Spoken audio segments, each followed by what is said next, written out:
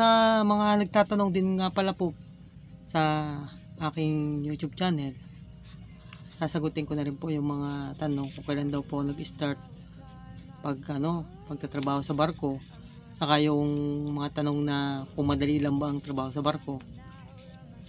Bali, nag-start po akong magbarko noong since 2006.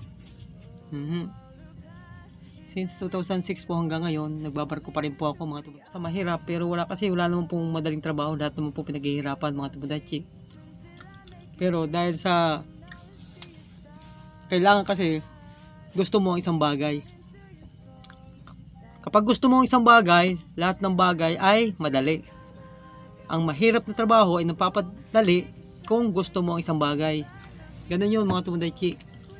Kaya since 2006, unang sampa ko ng barko, ang sabi ko lamang mga tumudachi ay 3 kontrata lang ako. Pero kita nyo naman po hanggang ngayon, andito pa rin ako.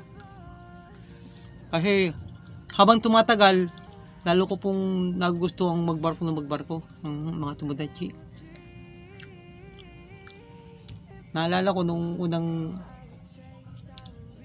nag-a-apply pa lang ako sa Maynila, pero hindi na po ganun kadali kasi nung una na hindi ka basta-basta makakasampa ng barko kung wala kang kilala po mga tumudachi.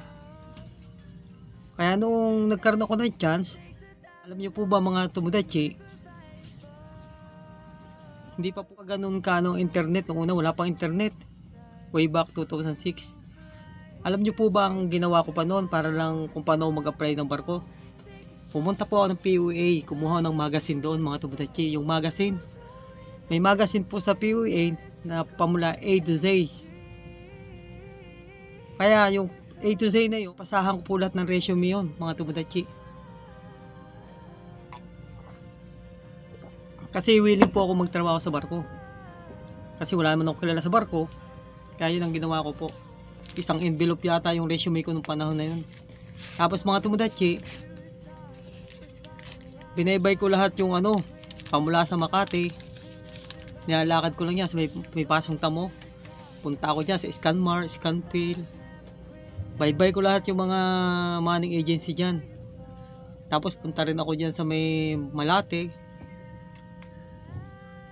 Intramuros. Kasi during that time, nagtatrabaho din po ako mga tumudachi sa isang company sa Makati. Siguro swerte ko na lamang din noon time na yon, kasi nung pagtatrabaho ako sa Makati, yung isang boss namin doon ay may-ari ng NYK, Mr. Delgado. Kaya medyo swerte na rin ako. Habang nag-a-apply ako nung nagpapasa po ako ng resume mga tumudachi, inalaman ng boss namin na nag-a-apply ako ng barko, bigyan nila ng referral. Siguro isang rin yun, kaya napadali yung pag-a-apply ko na sa NYK. Kaya yun, hanggang sa naging dire-diretso na yun mga tumudachi. Hanggang nag-start na ako magbarko, nakuha ko na lahat ng trainings. Kailangan mo unang-una, kailangan mong dalahin yung mga documents na kailangan mong i-present. Kailangan unang-una may passport ka, seaman book, yung mga PT. Sa dami ng mga training naglalabasan ngayon mga tumudachi, kaya kailangan kukunin mo lahat yun. Tapos ipapa-COP mo pa yun. Pero ang mahalaga, bago mo kunin yung mga trainings niya, kailangan matanggap ko muna sa isang manning agency para hindi na masayang yung pagod mo. Kasi once na matanggap kasi sa manning agency tumudachi, at the time tutulungan ka na ng company mo na pakuhanin ng mga trainings sa mga legit na training center. Sila mismo magbibigay sa'yo kung saan yung pwede kang kumuha ng mga training certificate, kung saan ka pwede mag-training. Gagad ka na nila.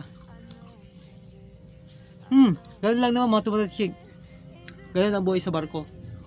Walang madaling trabaho mga tumudachi, lahat mahirap yan. Pero kung nasa puso mo magtatrabaho sa barko, nagiging magaan yun.